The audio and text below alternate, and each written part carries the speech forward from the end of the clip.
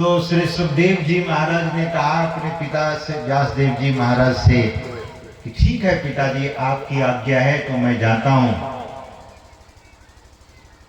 तो पुत्र जाओगे कैसे? महर्षि वेद व्यास ने पूछा। बोले मुझे जाने में विलंब थोड़ी न लगेगा, आंख बंद करूंगा वहां पहुंच जाऊंगा। बोले नहीं, गुरु के आगे करे गुरुआई, ताको नरक लिखा है भाई। पहले ही सिद्धि दिखा के जाओगे तो नहीं, पैदल जाओ। भगवान से कृष्ण क्या कहते हैं? तद्विद्धि प्रणिपाते न परिप्रश्ने न सेवया। अर्जुन बड़ी विनम्रता के साथ वहां जाओ। श्री सुखदेव जी महाराज से महर्षि वेद व्यास ने कहा कि विनम्रता से जाओ, पैदल जाओ, कोई सवारी करके नहीं, सिद्धि बल से नहीं, रिद्धि बल से नहीं, पैदल जाओ। श्री सुखदेव जी महाराज तो कुछ पहनते नहीं थे, अवधूत थे। जब चले, जंगल में रहे थे, आए थे घर, और घर से चले गुरु के पास, मिथिला की ओर चले। राजा जनक के दरबार में उनको गुरु धारण करने के लिए, और शरीर पर कोई वस्त्र नहीं था, अवधूत,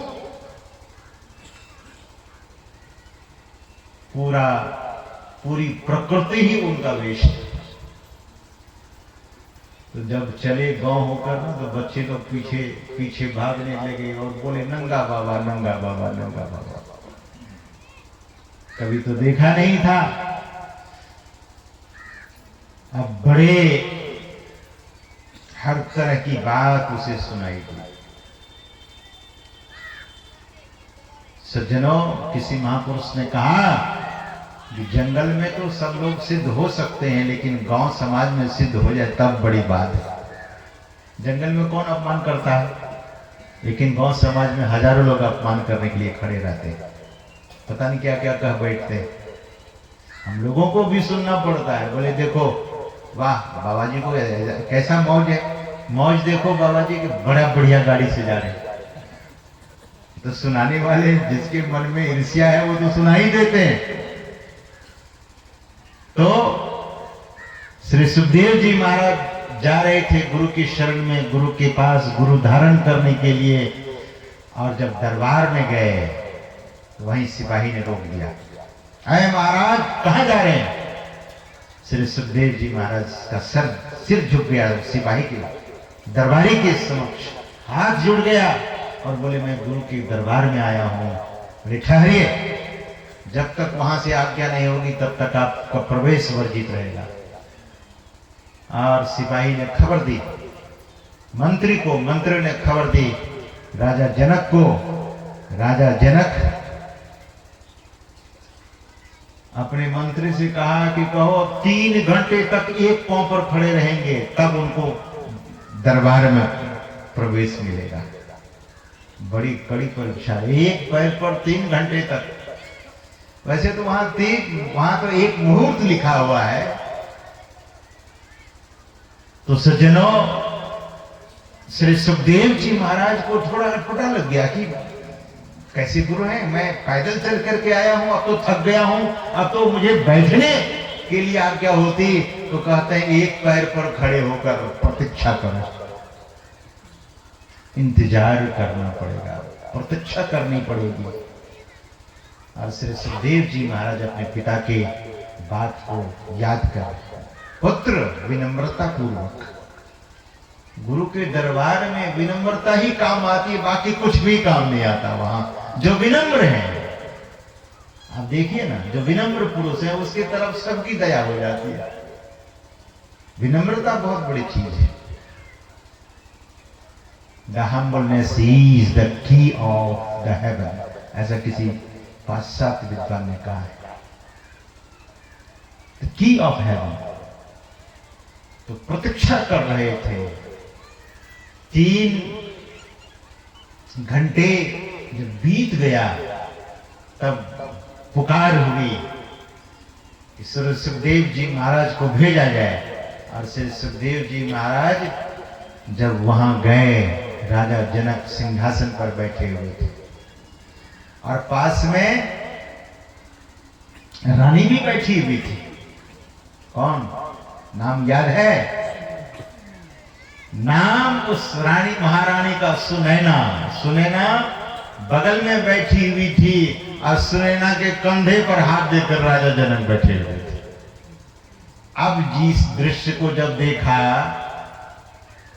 श्री सुखदेव जी महाराज बोले, पिताजी को भी नहीं मालूम था ये कहां भेज दिए हमको। पत्नी के कंधे पर हाथ देकर विश्राम आराम फरमा रहे हैं, इनको मैं गुरु धारण करूंगा।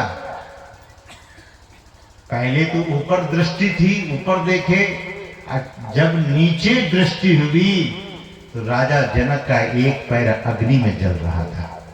अग्नि में था, अग्नि जल रही थी और राजा जनक का एक पैर अग्नि में और महारानी का भी एक पैर अग्नि में।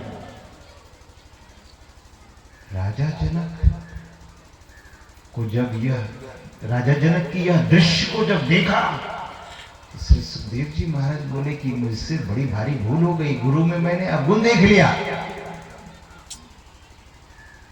एक हाथ महारानी के कंधे पर और दूसरा पैर अग्नि में। तब सिर झुकाए, प्रणाम किए, नजर फिर उठाकर दर्शन करने लगे। वहां ना कोई महारानी थी, ना वहां कोई अग्निकुंड था, कुछ नहीं था, पल भर में समाप्त। तब श्री सुखदेव जी महाराज करबद्ध प्रार्थना करते हुए कि आप आते ही मेरी ऐसी परीक्षा ले लिए, मैं तो भ्रमित हो रहा था। तो वे भ्रम का निवारण करने वाले सज्जनों, मैंने सुना है झेन एक फकीर हुए लाओस से, उनके पास कोई जाते थे ना तो सबसे पहले शराब की बोतल पकड़ा देते, लो पी लो। जो पी लेते थे वो तो गए काम से, जो नहीं पीते थे उनको फिर अमृत पिलाया जाता था। तो गुरु परीक्षा भी लेते हैं। हमारे हरिद्वार में महात्मा लोग कहा करते हैं कि पहले शिक्षा तब परीक्षा, अब परीक्षा में जब पास हो गए तब दीक्षा। शिक्षा, परीक्षा और बाद में दीक्षा। लेकिन आजकल के गुरु कैसे हैं? कुछ नहीं, आ जाओ, जितना हम बना ले शिष्य। गुरु महाराज साल साल भर लोगों को फिरा देते थे। एक मुखिया जी थे जहां हमने आश्रम बनाया है, रामचरित्र बाबू, जाते थे दीक्षा लेने के लिए गुरु महाराज के पास, तो बोलते थे सिद्धांत सुनाओ मुखिया जी। और गुरु महाराज के समक्ष बड़े बड़े लोग बैठे थे, गुरु महाराज के सामने सबकी तो हेकड़ी बंद हो जाती थी। और जैसे जो परम तत्व शुरू करते थे बीचे में गड़बड़ा जाते थे। तो गुरु महाराज कहते थे जाओ रट करके आओ। इस प्रकार से एक साल तक जब जाए तो गुरु महाराज बोलते थे सिद्धांत सुनाओ। सिद्धांत जैसे सुनाने लगते थे गलती हो जाती थी, बोले जाओ याद करके आओ। साल भर तक ऐसा हुआ, जब अंतिम में मुखिया जी खूब बच्चे की तरह रोने लगे कि हुजूर मुझे नहीं लगता है कि मुझसे सिद्धांत याद हो सकेगा, मैं वहां खूब पढ़ता हूं, पता नहीं आपके समक्ष आपके चरण में आता हूं तो भूल जाता हूं। बहुत रोने लगे, बहुत रोने लगे। तब गुरु महाराज के जो शिष्य लोग थे बोले हुजूर अब इनको दे दिया जाए, कृपा कर दे दिया जाए। तो गुरु महाराज ने कहा कि जाओ ले आओ माला बनाकर, आज तुझे मैं दीक्षा दे दूंगा। श्री सद्गुरु महाराज की जय। सज्जनों, गुरु बड़ी परीक्षा लेके, परीक्षा जिसकी ली जाती है उनको पक्का किया जाता है। भीतर में तो प्रेम था, अंतर हाथ सहार दे बाहर मारे चोट। तो सद्गुरु तो ऐसे होते हैं। सद्गुरु के संबंध में हम आप पाठ सुन रहे थे। सद्गुरु सुख के सागर, शुभ गुण आगर, ज्ञान उजागर। ज्ञान उजागर, ज्ञान का उजागर, ज्ञान को प्रकाशित कर देते हैं। ज्ञान तो वैसे सब में, लेकिन प्रकाशित कर देते हैं। और शुभ गुणों के भंडार हैं वे, शुभ गुण हम आपके भीतर में भर देते हैं। ऐसे सद्गुरु की शरण में तो मैं आपको छत्रपति शिवाजी के संबंध में सुना रहा था, प्रसंग बोलने वाला था कि छत्रपति शिवाजी महाराज कैसे थे। एक राजा, लेकिन राजा का अभिमान उनके भीतर नहीं, लेकिन यह जीवन है। कभी कभी अहंकार का अंकुर फूटता है, फूट जाता है, और जब जब अहंकार का अंकुर शिष्य के हृदय में फूटता है, तब तब समर्थ संत सद्गुरु आकर उस अंकुर को, अहंकार रूपी अंकुर को मिटा देते हैं, समाप्त कर देते हैं। एक दिन शिवाजी के मन में हुआ, वैसे तो राजपाट मैं अपने सद्गुरु की कृपा से कर रहा हूं, कृपा तो उन्हीं की है, लेकिन मैं हूं तब ना, इतने लोगों को भोजन करा रहा हूं, इतने लोगों का परिपालन मैं कर रहा हूं, इतने लोगों की परवस्ती में कर रहा हूं।